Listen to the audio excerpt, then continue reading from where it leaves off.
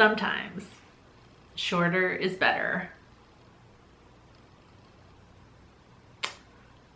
Sounded a lot better in my notes.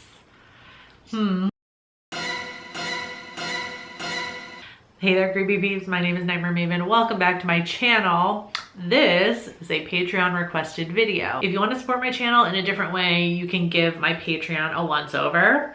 We have game nights, exclusive content, movie hangouts, and of course the perk of requesting a video like this one. Follow the link in the description to find out more. So Veronica requested that I talk about my favorite short horror, which includes short films, of course, and segments within horror anthologies. And I love this idea. I enjoy short horror films. I feel like it's a great way to spend an evening, especially when you don't know what you want to watch. It's like the movie equivalent of a reading, right? So first I'm gonna start with some shorts that are within the larger anthologies because I've seen so many horror anthologies. I love them. And I feel like I've seen every horror anthology ever, which I know is likely technically not true, but it feels like it. So I do really enjoy puppetry and like stop motion stuff. So I feel like I have to mention a segment from Tales from the Hood called KKK Comeuppance. So this segment is about a racist politician that is staying at a plantation house that belonged to his ancestor, who is known for massacring his slaves when he found out they were going to be freed at the end of the Civil War. As the politician, Metger, continues to stay in the house, strange things begin to happen, specifically with these dolls that are meant to contain the souls of the murdered slaves. Aside from the cool puppetry and like stop motion effects, the segment has some really strong imagery. At one point, Metger, the politician, trying to keep one of the dolls at bay and is like hitting it with an American flag. And during his demise, when the dolls finally converge on him and are going to kill him, he wraps himself up in the American flag. It's a short segment and it packs a super powerful punch, which is why I like it. All right, the next one I'm gonna mention is from Field Guide to Evil, which is a great anthology just in general if you're like me and you love folklore and mythology. The movie features segments from around the world, all based on different myths and folk tales. The one I want to mention specifically is called Cobbler's Lot, which is based on a Hungarian tale about two brothers that are vying for the heart of a princess. So this is a dialogue-less segment.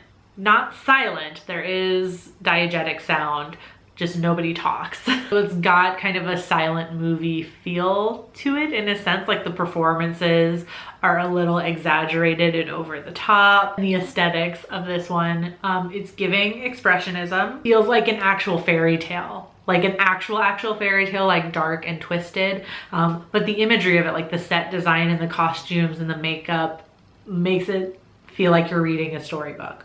But it's quite gruesome as well. They definitely don't shy away from the bloodshed on this one either. So I feel like it's kind of an all-rounder. It's got a little bit for everybody. It does it all really well. I would highly recommend that short for sure, and the entire movie though, honestly. Okay, so this is gonna turn into an animation video, I guess, because I would be remiss if I didn't mention Extraordinary Tales, which is a completely animated anthology of Edgar Allan Poe shorts. And I am an Edgar Allan hoe, so I definitely have to mention it. My favorite story of Poe's has always been The Masque of the Red Death, and in this anthology, the animation of it is amazing. Each segment within this anthology features different animation styles, so I don't really know what you would call this style for Masque of the Red Death, but it kind of reminds me of marionette puppets.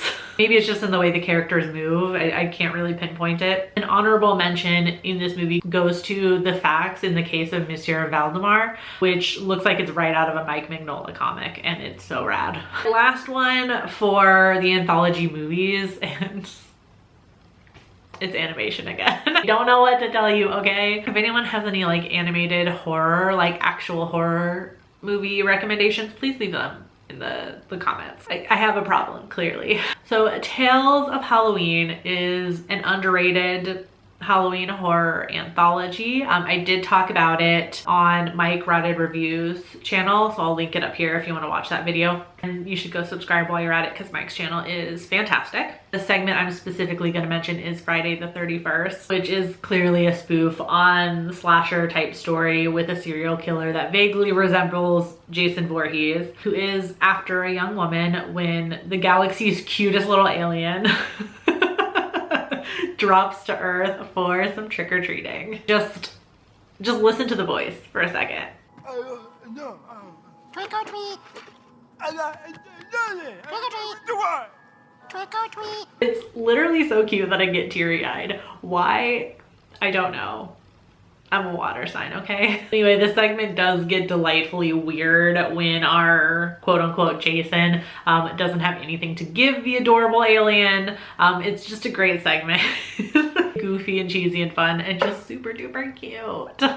Wow, this is a long video already, but I do have to mention some actual horror short films that I would recommend.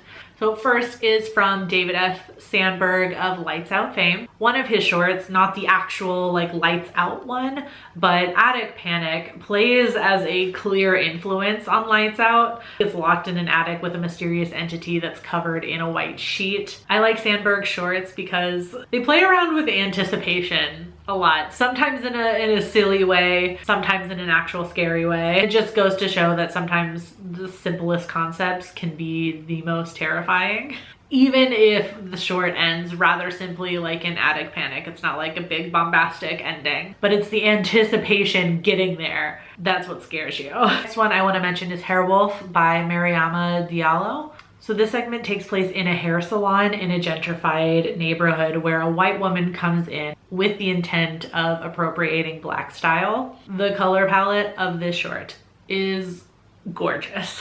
The story kind of plays as over the top in order to smack the viewer in the face with a message. The message being social media culture and how it contributes to cultural traditions that are appropriated as trends. I have a really deep appreciation for heavy-handed messaging. I know not everybody likes that, and every time a movie comes out that's pretty heavy-handed, people get divided on it. But I always love to see when filmmakers lean in to the message rather than shying away and trying to keep it more subtle or subtext. I feel like that's not always the right way to go about it, and in this short, I feel like heavy-handed was the best way.